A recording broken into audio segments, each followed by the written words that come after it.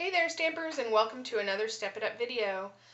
Today we are using one of my favorite stamps. This is one of those stamp sets that I think is great if you're just getting into stamping. I use it a lot. I use it for masculine cards, I use it for holiday cards, and it's a good investment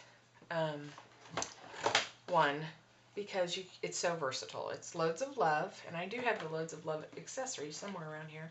So it makes it really usable all year for almost any occasion. So I thought it would be great to pull out for Valentine's Day. I'm a big believer in using what we have. And so anyway, I painted this with the my dry aqua painter technique. I've done a video on that before, and I'll show you just a little bit, but I won't do the whole thing. So this is the step 1 card. This is the step 2 card. And this is the step 3 card. I got to remember to speak up because someone said they couldn't hear me on the video. So I'm going to try and speak up. You can see this one's a different size, and these are the A2 size. You use the A2 size envelopes, and this is actually an A6 card. It's 4.5 by 6.25. I did invitations for my friend, and they were this size, so I have a bunch of envelopes. So from time to time I'll be making the A6 size cards just for fun. So we're going to go ahead and get started. What I want to show you first is painting the image. So on the level 1 card, it's really simple. I'm using Pear Pizzazz. Here's the pear. Pear Pizzazz, and it's the 8.5 by 4.25.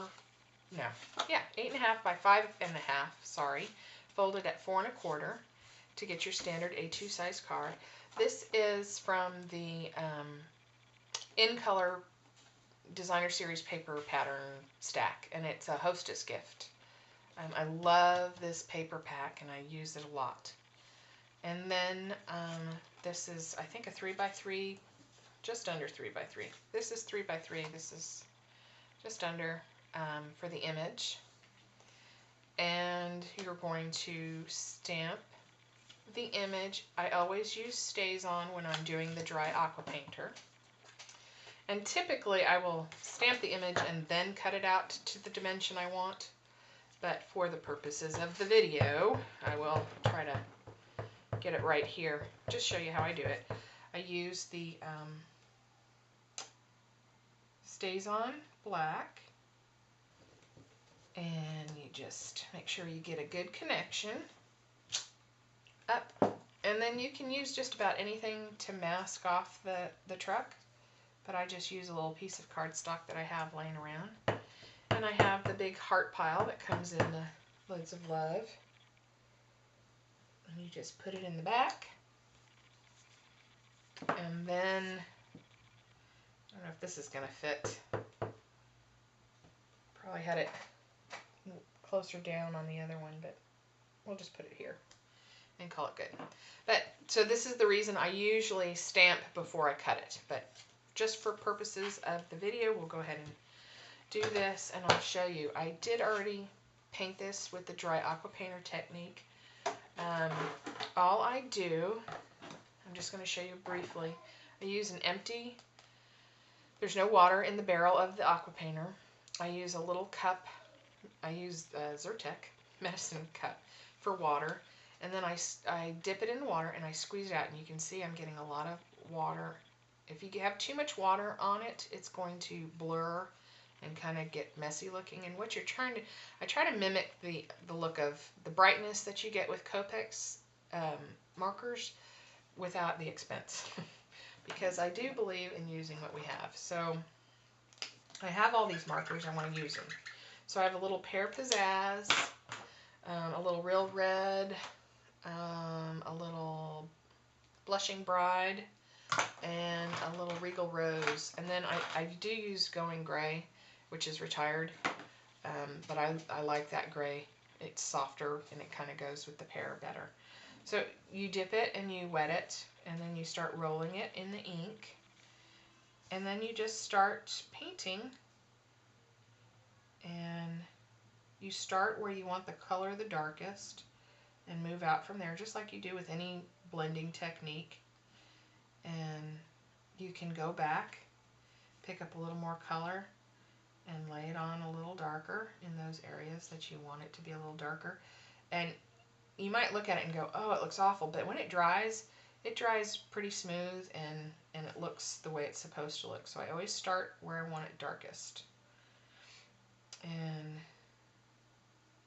just most of the time I do these little short strokes, but then you can make longer ones and fill in.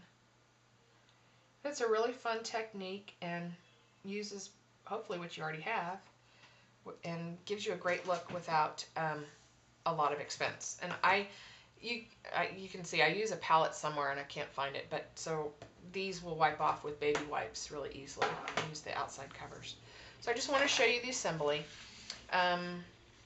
You're going to put this down, you're going to match your piece, and then I used my little discontinued punch from Stampin' Up! In the corner and the grosgrain red, real red, and put a little knot in the corner, and easy peasy, you have that cute little image. For the level 2 card, let me show you this one.